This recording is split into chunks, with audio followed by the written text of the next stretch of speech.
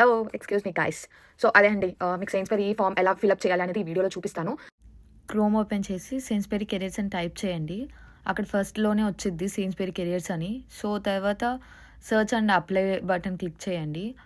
ఇక్కడ search జాబ్స్లో trading assistant అని type చేయాలి.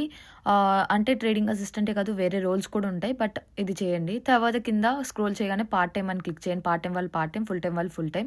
సర్చ్ అని క్లిక్ చేయండి. ఇక్కడ చాలా జాబ్స్ చూపిస్తాయి చూడండి. ఇంకా అదే కాకుండా మీ పోస్ట్ కోడ్ కానీ ఉంటే నియర్ బైలో ఉందా లేదా అనేది పైన పోస్ట్ కోడ్ కొట్టి కూడా చూడొచ్చు. ఇక నేను జస్ట్ ఎలా చేయాలని ఓపెన్ చేస్తున్నా, ఒకటి ఓపెన్ చేసా. సో ఇక్కడ అవర్స్ అవన్నీ చూసుకోండి.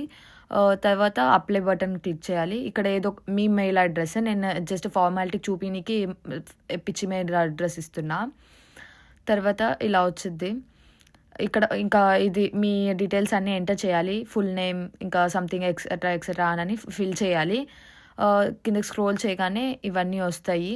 సో వీటిలో ఇవి చదవండి. మ్యాక్సిమం ఇవన్నీ ఎస్ ఉంటాయి, అది చదివితే మీకే అర్థమవుతుంది.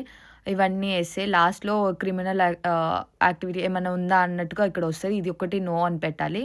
ఇక్కడ డిసబిలిటీ లేదు కాబట్టి నో అని పెట్టండి. కెరియర్ సైడ్ నుంచి మనం చూసాం కాబట్టి అది. ఇంకా ఏమన్నా సైన్స్బెరీ వర్క్లో చేశారంటే నో అని పెడతాము. ఇంక ఇవన్నీ ఇవి.